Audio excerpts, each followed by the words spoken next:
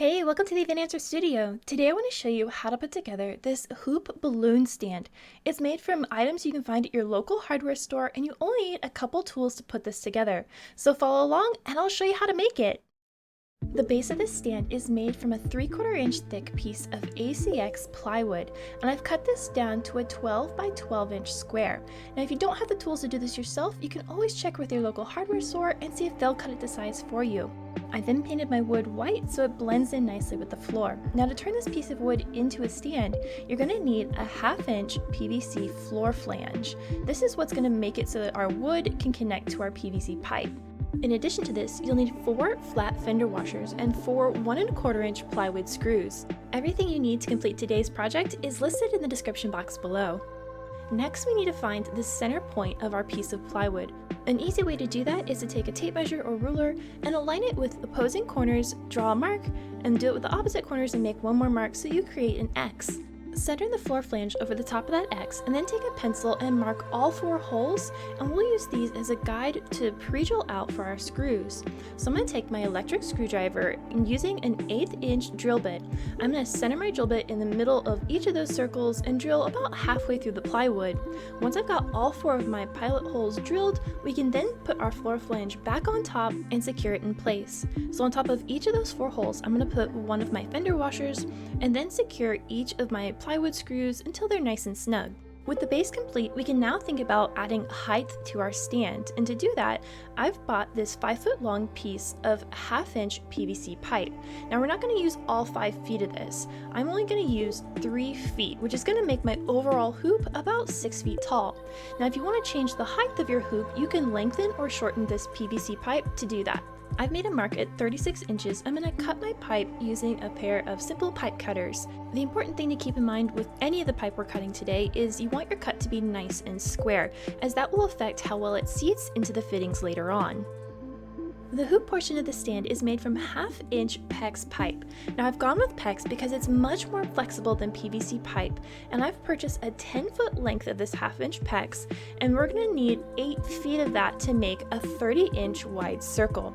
Now you can use more or less depending on how big you want your circle to be, but I'm going to cut 2 feet off of this so I have 8 feet in total, and I'm going to just use my pipe cutter just like we did earlier to cut this free. Now don't throw away the scrap piece of PEX because we're going to need a little bit more of that as a connector later on. So from that scrap piece, I'm going to cut a 3-inch long section of it to use in our main connection point. That main connection uses 3 special plumbing pieces that I've got laid out here. The first one is a 1/2 inch CTS Push to Connect T. The second piece is a 1/2 inch CTS to 1/2 inch NPT Push to Connect Male Adapter. The third piece is a 1/2 inch PVC Female Adapter, so one side has threads and the other side is smooth. I've laid out all the pieces in the order we're going to assemble them. So the first piece we're going to start with is the female PVC piece, and out of the smooth side of that will be our PVC pipe and the base, but into the threaded side we're going to screw in the male adapter threaded side.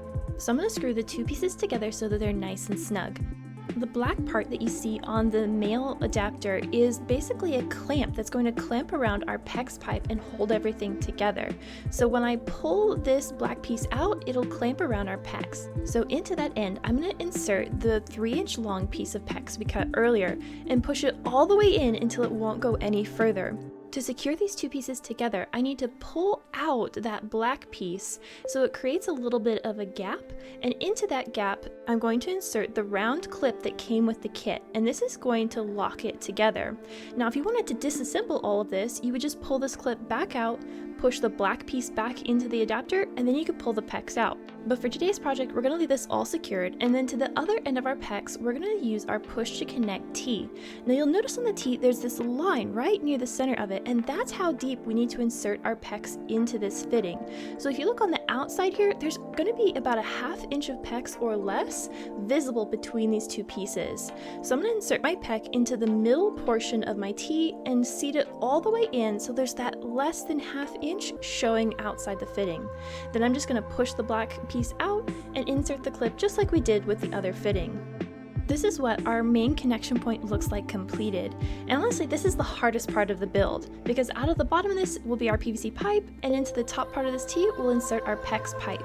So let's make the hoop portion of this. I've got my 8-foot long piece of PEX. I'm going to set that main fitting flat on the floor.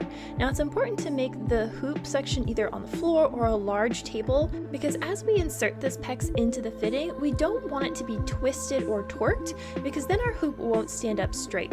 So I'm going to insert the first end of PEX into one of those T-fittings, making sure I get it seated fully, and then I'm going to keep the PEX flat on the floor and bring the other end around in a hoop and insert it into the other side of the T. Once I've got it inserted, I'm going to set everything flat on the floor, making sure it's nice and square before I attach those 2 clips to lock the pipes in place. If you'd like a set of written plans to go along with today's video, I've got a set of digital plans available in the description box below, and that includes detailed illustrations, a complete supply list, as well as step-by-step instructions for this entire project. With all the major components already built, it's just a matter of bringing these 3 parts together as one. So I'm going to slot all of them together so they're nice and snug, and our hoop stand is ready to be decorated.